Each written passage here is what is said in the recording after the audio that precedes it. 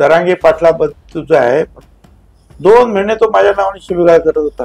मला माझे कोण आहे ही बोलली. मत बदलतंय भाजपबद्दलचं तुमचं? त्यांचं पण मत बदलतंय. जरांगे म्हणाले की अजित पवारांना मोठी किंमत मोजावी लागेल. कोण रे, कावळ्याच्या शापांना काय काही मरतात का? पवार साहेबांचं अभिनंदनाचा नाही, मला सुप्रिया त्यांचा फोन आला होता. ते म्हणाले बाबांना बोलायचं. बोललो राज्यसभेवर जातो मी, तिथलं एक आम्ही राजीनामा घेतो. हे खरं आहे, मला जायचंच आहे. बरं, माझी ती इच्छा आहे, अजून इच्छा आहे. अजून इच्छा आहे. शिवभोजन थाळी योजना खूप शिवभोजन थाळी ही बंद होणार नाही. त्यांना तर संकटमोचक म्हटलेलं आहे. ठीक आहे, राजकारणामध्ये असं होतं. सगळे नाही बोलत ना, सगळे बोलत नाही म्हणून ते शाबूत राहतात. सोन्याच्या पिंजऱ्यात राहतात. मी बोलत राहणार. माणिकराव कोकाटे. हा, ठीक आहे, एवढंच.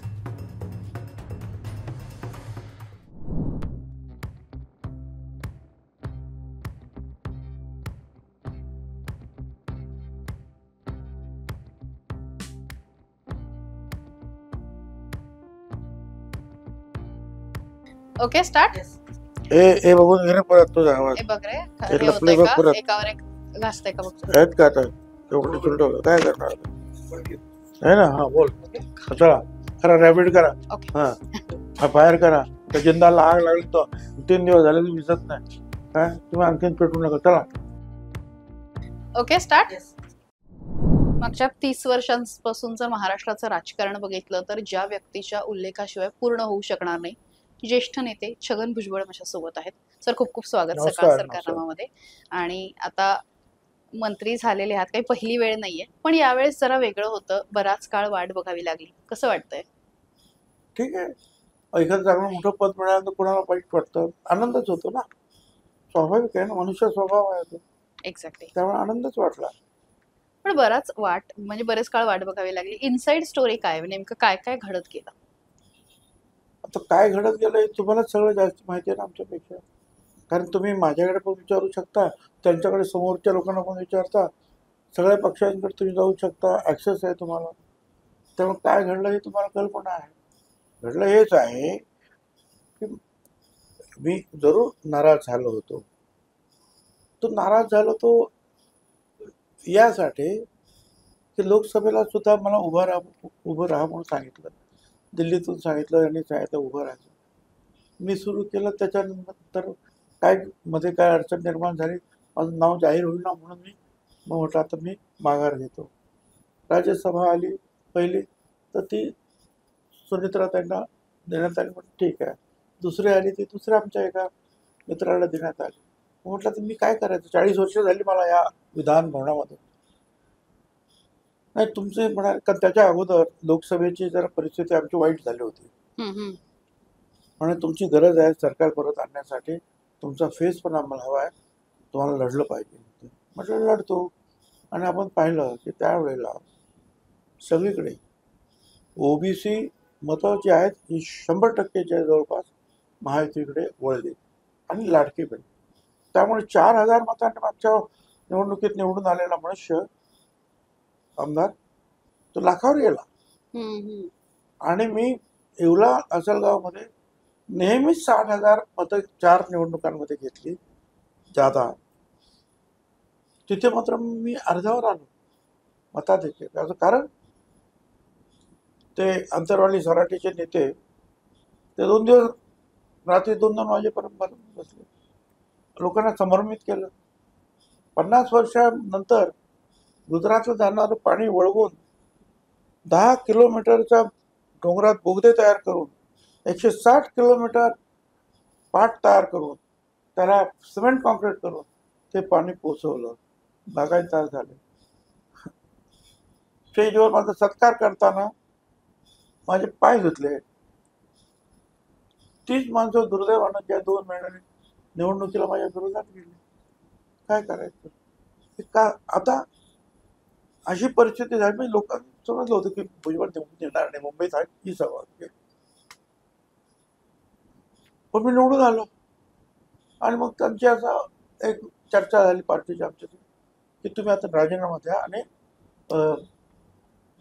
राज्यसभेवर जा तुम्ही, तिथलं एक आम्ही राजीनामा घेतो. हे खरं आहे, मला जायचंच आहे. माझी ती इच्छा आहे, अजूनही इच्छा आहे. अजून इच्छा आहे.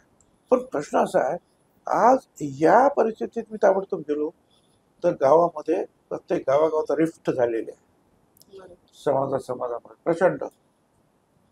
काय आणि या सगळ्या बलवान लोकांसमोर सगळी लहान म्हणजे ओबीसी, भटक्या, मुक्त, दलित, आदिवासी, मारवाडी, गुजराती, मुसलमान सगळे एकत्र होऊन आणि काही आमचे फार मोठ्या समाजाचे, मराठा समाजाचे लोक ह्या सगळ्यांनी प्रयत्न करून मला निवडून आणलं. गावागावामध्ये आज सुद्धा वितुष्ट निर्माण झालं. मी म्हटलं बा, आता शक्य नाही. काय हे वातावरण जोपर्यंत निवळत नाही तोपर्यंत मी माझ्या मतदारांपासून लांब जाऊ इच्छित नाही. कारण माझा जन्म इथला नाही, येवल्याचा नाही, मी नाशिकचा. 80 किलोमीटर लांब आहे ते.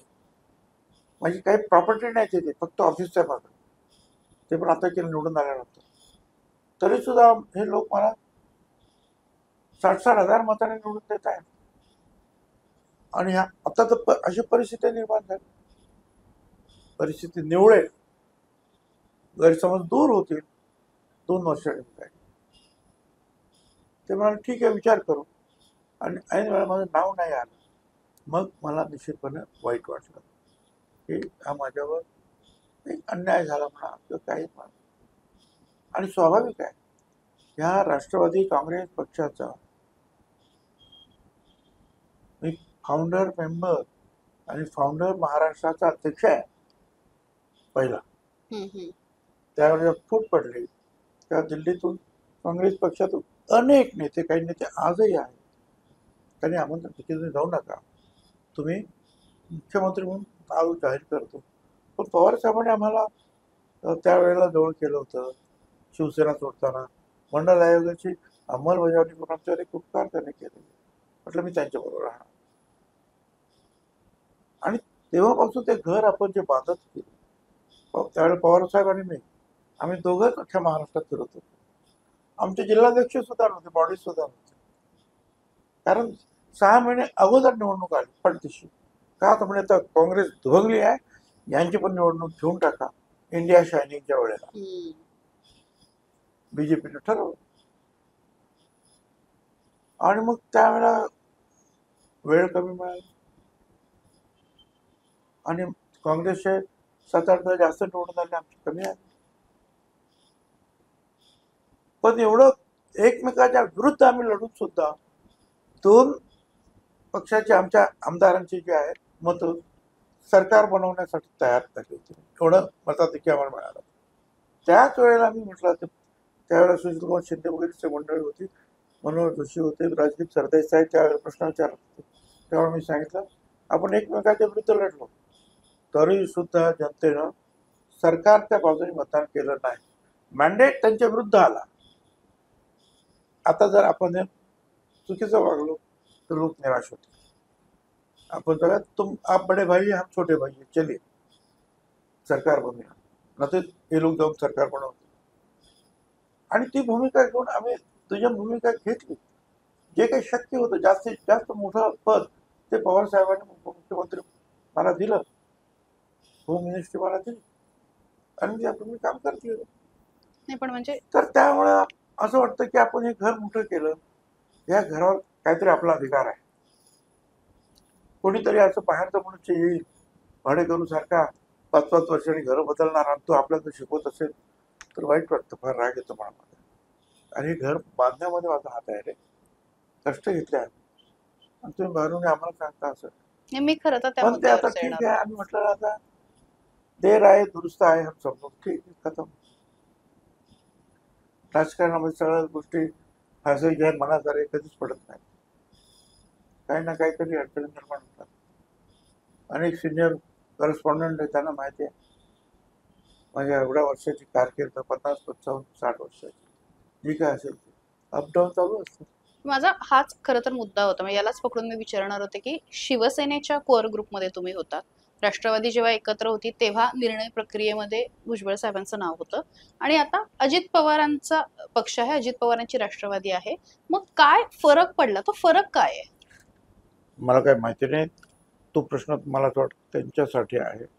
पण त्यांना असं वाटत होतं, आता ते म्हणतात की आम्हाला असं वाटत होतं की भुजबळांची इच्छा होती राज्यसभेवर जाण्याची, म्हणून आम्हाला त्यांना राज्यसभेत पाठवायचं होतं. पण आजची परिस्थिती ही तशी नाही, म्हणून मी सांगितलं मला आता नाही, 2 वर्ष मी जाईन. एक मुद्दा हा वारंवार येतोय की धनंजय मुंडे कुठेतरी बाहेर गेलेले आहेत आणि मग अशा वेळी ओबीसी नेतृत्व म्हणून आता भुजबळांची पक्षाला गरज भासली.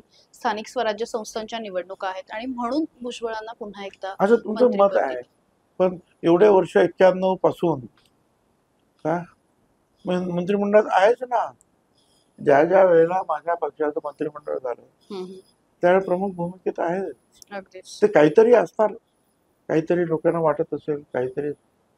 मुंबईचं मी 2 वेळा महापौर आणि आमदार, 2 वेळा, आणि त्यानंतर 85ला पहिला आमदार झालो, 91ला पहिला मंत्री झालो, कॅबिनेटचा महसूल मंत्री, सुधाकर नाईक मुख्यमंत्री, पवार साहेब आले त्यांच्या मंत्रिमंडळामध्ये गृहनिर्माण मंत्री, हाऊसिंग मिनिस्टर. सरकार आमचं गेलं, शिवसेना बीजेपी मनोहर जोशी यांचं सरकार आलं, मी काँग्रेस पक्षाचा विरोधी पक्ष नेता झालो, काँग्रेस वर्किंग कमिटीचा सदस्य झालो. दुर्दैवानं पवार साहेबांना पार्टीच्या बाहेर काढलं काँग्रेसच्या, त्यावेळी पवार साहेबांबरोबर गेलो. पवार साहेबांनी मी परत आम्ही दुसरं जे आहे अपक्ष उभा केला, आणि तेव्हापासून प्रत्येक वेळेला मला कधी सांगावंच लागलं नाही की मला मंत्रिमंडळात घ्या. बरोबर. ज्या ज्या वेळेला संधी आली मंत्रिमंडळ बनवून त्यावेळेला भुजबळ असणारच. आता त्यांना काहीतरी वाटलं असेल, काय अडचण निर्माण आहे मला काही सांगता येत नाही, पण जे काय केलं तर त्यांचं म्हणणं की आम्हाला तुम्हाला तिकडे राज्यसभेवर पाठवायचं होतं. ठीक आहे. तुमच्या भाजप प्रवेशाची खूप चर्चा होती मधल्या काळामध्ये. फडणवीसांनी कौतुक केलं, शहांनी जवळ येऊन बसवलं. भाजपाबद्दल मी भाजपच्या विरुद्ध फार लढलेलो आहे. माझ्या एवढा कडवटपणे भाजपच्या विरुद्ध महाराष्ट्रात तरी कोणी लढला नसेल, लक्षात ठेवा.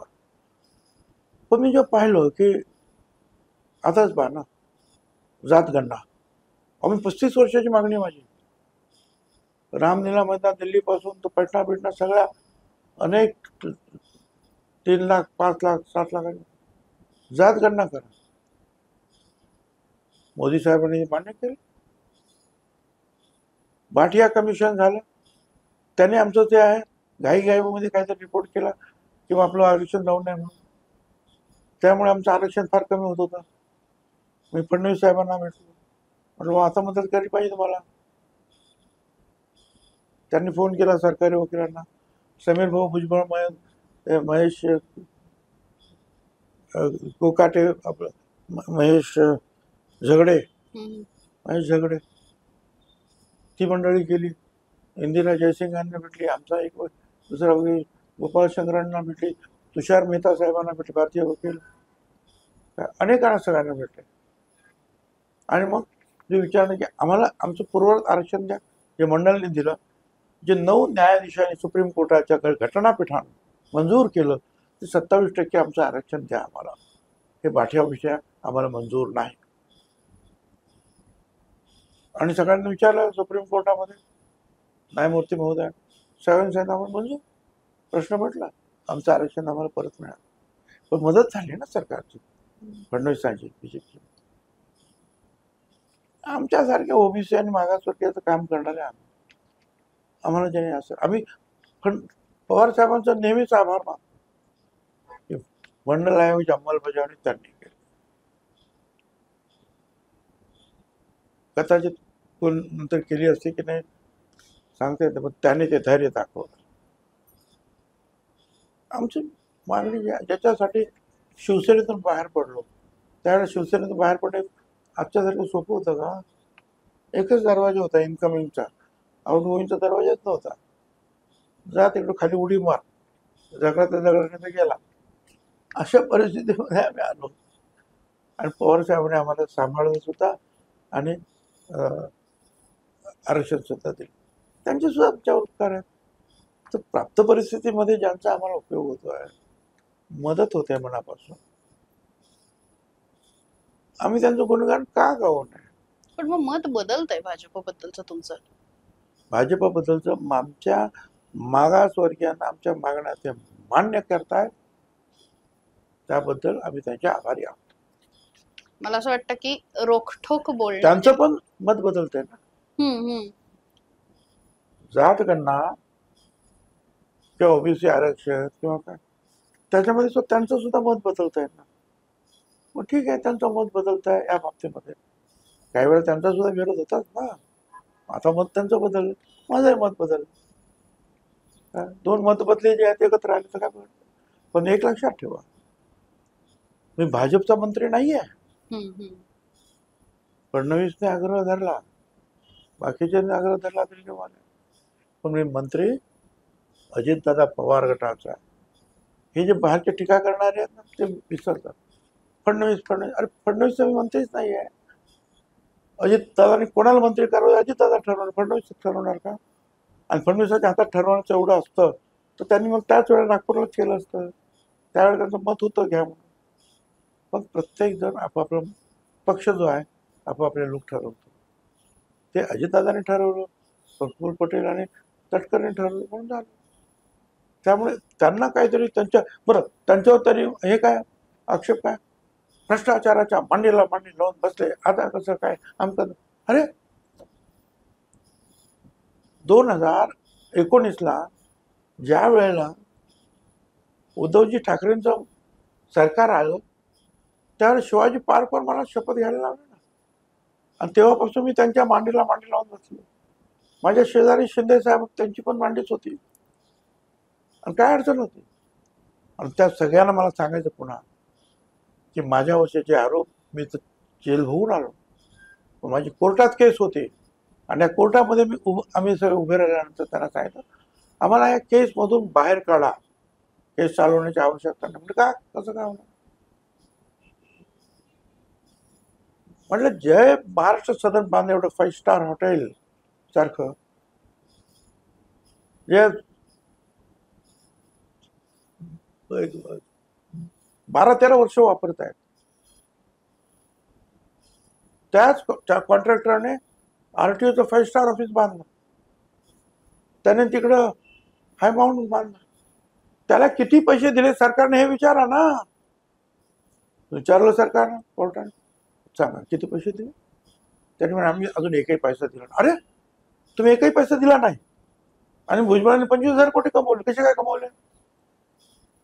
मग 10,000 कोटी, मग 800 कोटी, मग आमचं मग आमचं काय काय. म्हणून मला सांगा तुम्ही काय कशावरती केस चालवायची ते सांगा. काय सांगणार होते ॲडव्होकेट, काय सांगणार त्यांच्या हातात का? जर तुम्ही पैसेच त्याला दिला नाही तर कॉन्ट्रॅक्टरला, तर तो कॉन्ट्रॅक्टर यांना काय देणार, कसे काय देऊ शकतो. पण 100 कोटीचं कॉन्ट्रॅक्ट ठरवलं, ते पण या कॅबिनेटने ठरवलं, 2 वेळा मीटिंग होऊन ठरवलं. तो काय एकट्याचा निर्णय नव्हता. आम्ही फक्त PWD मंत्री म्हणून मी त्याची देखरेख करून चांगलं बांधून घेतलं, जे आज राष्ट्रपती भवनानंतर 2 नंबरची वास्तू आहे आणि लोक सगळे त्याची वाहवा करतात. पण पैसे नाही मिळाले ना. अहो तिथले पडदे हे सुद्धा कॉन्ट्रॅक्टरचे, काही असे समय आहेत मोठे ते सुद्धा त्यांचे, लाईट्स त्यांचे, सगळं फर्निचर त्यांचं, किचनचं सामान त्यांचं, सगळं बिस्लेरी प्लांट आहे खाली तो त्यांचा, पॉवर जनरेशनच्या मशीनचा. काय अडचण काय, पैसे नाही दिले तुम्ही त्याला. आणि कोर्टानं सांगितलं या केसमधून या सगळ्यांना पुढे न जाता मुक्त. आणि त्यावेळेला परत लक्षात घ्या, त्यावेळेला मी BJPचा विरोधकच होतो, कारण मी उद्धव ठाकरेंच्या मंत्रिमंडळात होतो आणि पहिला पेढा मुख्यमंत्री उद्धव ठाकरेंना वर्षावर जाऊन मी दिला. आता ठीक आहे, आम्ही सुटल्यानंतर पुन्हा कोणतरी मग अपील ते करत राहतं, त्याला मग मर्यादाच नसते. पण उगीच भ्रष्टाचार म्हणून साफ म्हणून भुई थोपटाचं काम सुरू आहे. आणि जे बडबड करतात ना तेच माझ्या विरुद्ध अपिलामध्ये गेलेले आहेत आणि म्हणून त्यांना जास्तीत जे आहे ना त्रास होत आहे. अरे 80 पानाचं हे आहे, डॉक्युमेंट आहे, जजमेंट आहे. हे सगळं म्हणजे मला एक महत्वाचा मुद्दा या सगळ्यामध्ये मांडायचा आहे की भुजबळांना स्पष्ट बोलण्याची किंमत मोजावी लागली का एकूण या सगळ्या काळामध्ये? ठीक आहे, राजकारणामध्ये असं होतं, म्हणजे सगळे नाही बोलत ना. सगळे बोलत नाही म्हणून ते शाबूत राहतात. हा, सोन्याच्या पिंजऱ्यात राहतात. मी बोलत राहणार. माझी भूमिका मी सोडत नाही. मला जनतेसाठी काम करायचं आहे, गोरगरिबांसाठी काम करायचं आहे. मागच्या कॅबिनेटच्या मीटिंगमध्ये सुद्धा मी सांगितलं, अरे महाराष्ट्रामध्ये पाऊस एवढा प्रचंड पडला, सगळा शेतकरी रडतोय. नाशिकला आमच्या आता कांदे जे आहेत तसे कचरा वाहून जातो, तसे ओहळामध्ये कांदे वाहून गेले, रडतायत. आपल्या अडचणीची परिस्थिती असेल, मदत करायला लागेल आपल्याला. सगळ्यांनी सांगितलं आपण करू, पंचनामे करण्याची ऑर्डर निघा, गरिबांचे प्रश्न सुटत आहेत. आणि त्यासाठी जर आवाज उठवावा लागला तर काय वाईट आहे? त्याचं काय भोगायचं असेल ते भोगू. आणि मला एकदा मी सुदुंबरे म्हणून जे आहेत तेली समाजाचे जे आहेत गुरु तिथे राहतात, त्यांचा कार्यक्रम होता आणि पवार साहेब पण माझ्याबरोबर होते. तर अशी चर्चा सुरू होती. त्यावेळेस त्यांचं एक वाक्य मला आठवतं. ते म्हणाले, भुजबळ जे सामाजिक कार्यासाठी लढतात ना त्यांना फार विरोधाला नेहमीच तोंड द्यावं लागतं. हे त्यांचं वाक्य मला अजूनही आठवतं. आणि इतिहासामध्ये सुद्धा आपल्याला हे दिसून येईल. प्रवाहाच्या विरुद्ध जो पोहतो प्रवाहाच्या विरुद्ध, त्याला त्रास होता. जे प्रवाहाच्या विरुद्ध जातात ते काय बसतात आनंदात. काय आता आम्हाला ते आयुष्य गेलं, चुकीचं असेल तर बोलायचं, बोलत राहू. अडून कोणी सांगत नाही की आता या विषयावर बोलू नका. विशेषतः जरांगे पाटलांच्या बाबतीत जे काही घडत होतं तर त्या काळामध्ये ते बोलू नका म्हणजे काय असं आहे. जरांगे पाटलाबद्दलचं आहे, 2 महिने तो माझ्या नावाने शिवीगाळ करत होता.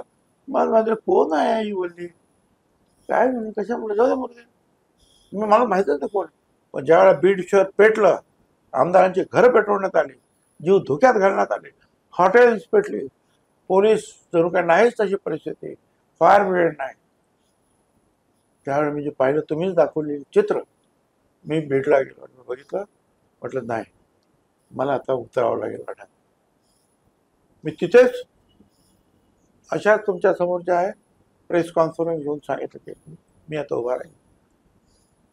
17 ऑक्टोबरला मीटिंग ठरली, त्याच जालन्यात जवळपासच आंतरप्रदेशाच्या जवळ. 16 ऑक्टोबरला मी माझा राजीनामा पाठवला मंत्रिपदाचा की मी रॅली अटेंड करण्यासाठी, ॲड्रेस करण्यासाठी, भाषण करण्यासाठी चाललो आहे. साहजिक आहे, मी सरकारच्या विरुद्ध बोलणार. हा माझा राजीनामा, तुम्हाला अडचण नको. मी राजीनामा दिला. अर्थात रस्त्यामध्ये अनेक फोन आले यांची, सगळ्यांची, मुख्यमंत्री शिंदे सगळ्यांचे, तुम्हाला काय बोलायचं तर बोला, परंतु राजीनामा म्हणून. ठीक आहे. 2.5 महिने मी बोललोच नाही. काय, आणि मला तरी विधानसभेत विचारत राहिले अगदी विरोधी पक्ष नेते पृथ्वीराज चव्हाण, बाबू तुम्ही एवढं विरुद्ध बोलता, सरकार राजीनामा का नाही देत, राजीनामा. तरी मी गप्प, कारण मी सांगितलं मी नाही बोलणार. पण ज्यावेळेला एक आमदार काय या भुजबळाला लाच घालून मंत्रिमंडळातून बाहेर काढा, त्यावेळेला मी नगरला 3 लाखाचे सभा बोलवतो. लाच मारण्याची गरज नाही, भुजबळचा राजीनामा 2-3 महिने अगोदरच गेलेला आहे टेबलावर, फक्त सही करायची, संपला विषय आहे. तर त्यावेळेला मी ते ओपन केलं. त्यावेळेला राजीनामा झाला असतं तर झालाच असतं.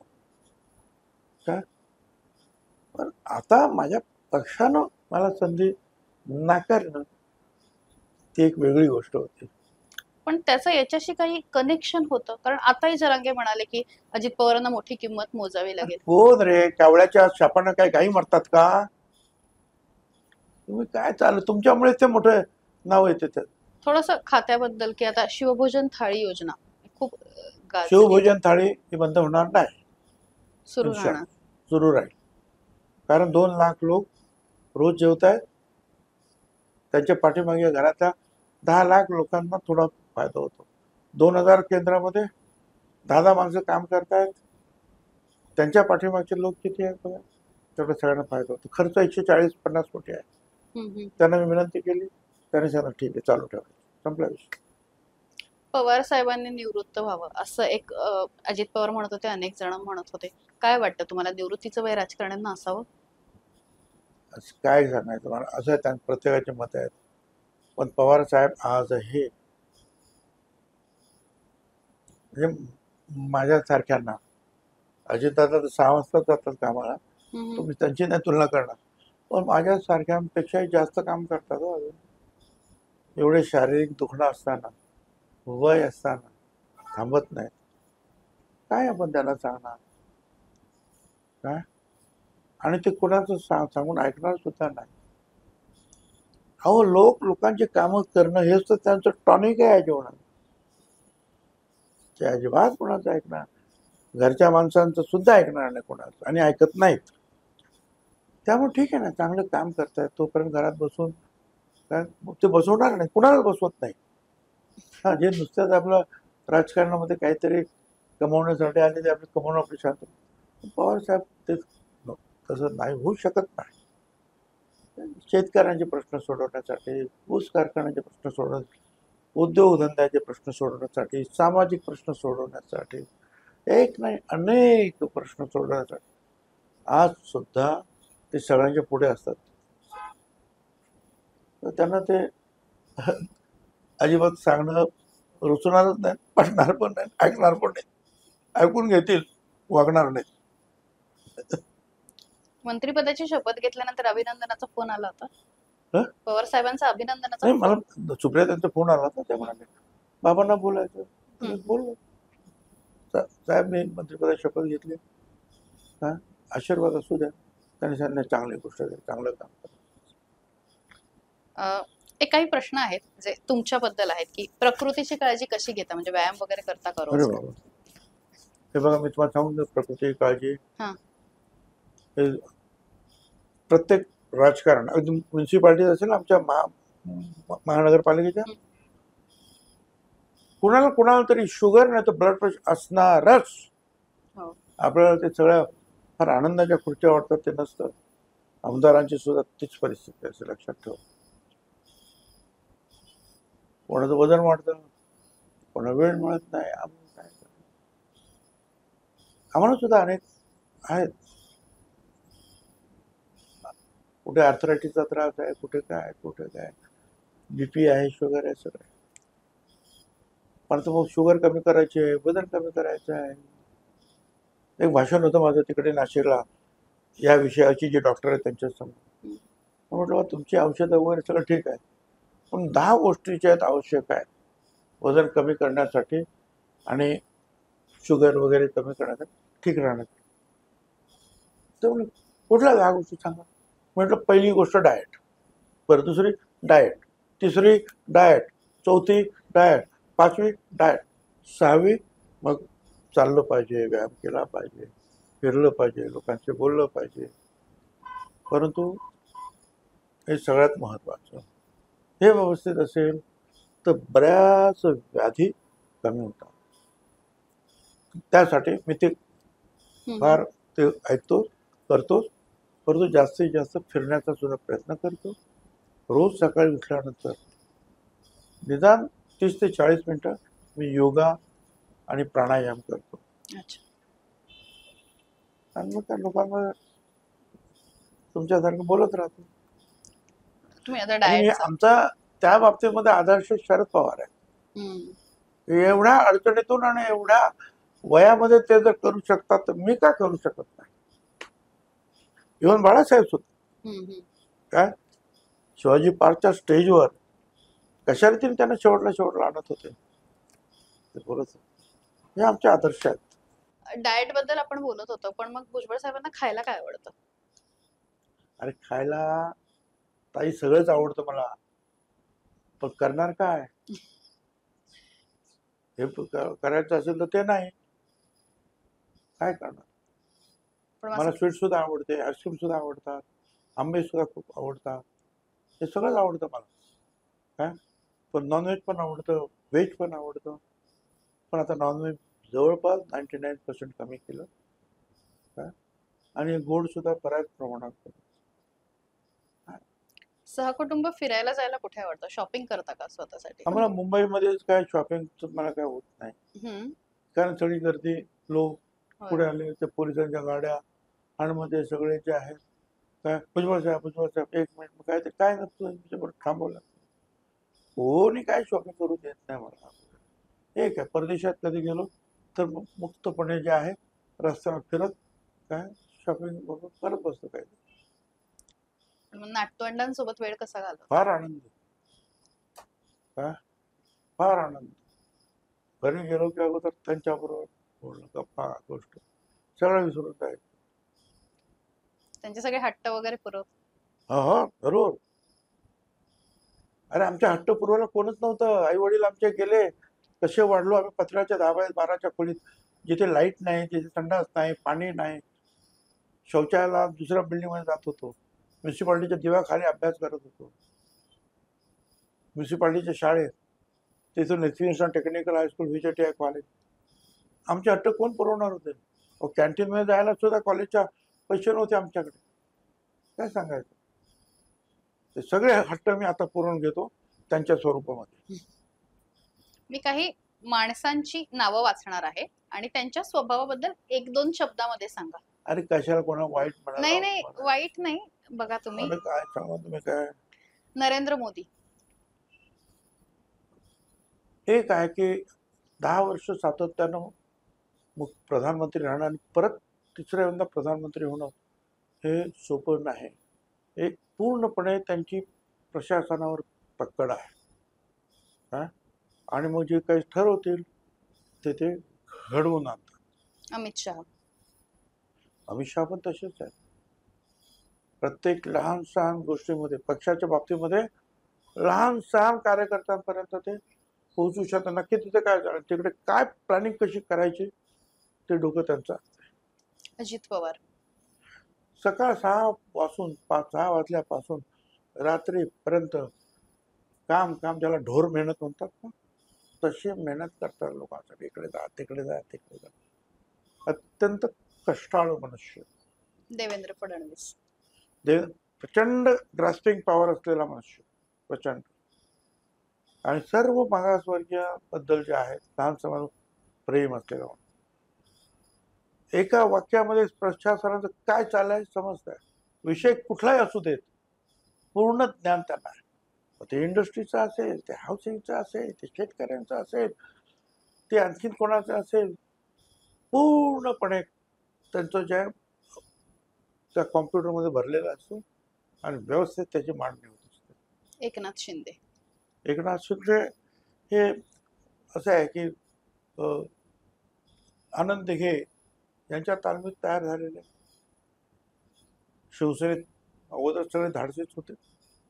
आनंद दिघे पण धाडसे होते, ते सुद्धा धाडसी आहेत आणि सगळ्या आपल्या कार्यकर्त्यांना आणि आमदारांना सांभाळतात. गोपीनाथ मुंडे यांच्यामुळे बहुजन समाजामध्ये BJPचा प्रचार आणि प्रसार झाला. तोपर्यंत हा पक्ष महाराष्ट्रामध्ये जवळपास बहिष्कृत होतो की हा फक्त उच्चवर्णीयांचा पक्ष आहे, तिथे कोणी जायचं नाही. पण गोपीनाथ मुंडेंनी त्या पक्षाला बहुजनाचा मुखडा प्राप्त करून दिला. दादा भुसे ठीक आहे, चांगलं काम करतात. त्यांना दिलेली जी काही भूमिका आहे ते पार पाडतात. गिरीश महाजन त्यांना तर संकटमोचक म्हटलेलं आहे. त्यांना जायला सांगितलं एखादा प्रश्न सोडायला, मग सगळं सोडून ते जाणारच आहे. काय ते फडणवीस नावाच्या रामाचे हनुमान आहेत ते. माणिकराव कोकाटे हा ठीक आहे, एवढंच. Thank you so much. तर हे होते रोकठोक छगन भुजबळ. धन्यवाद. महाराष्ट्रातील सर्व बातम्यांचे विश्वासार्ह व्यासपीठ. सकाळच्या सर्व सोशल मीडिया प्लॅटफॉर्मला लाईक, फॉलो आणि सबस्क्राईब करा. तसंच सर्व नोटिफिकेशनसाठी बेल आयकॉन प्रेस करायला विसरू नका.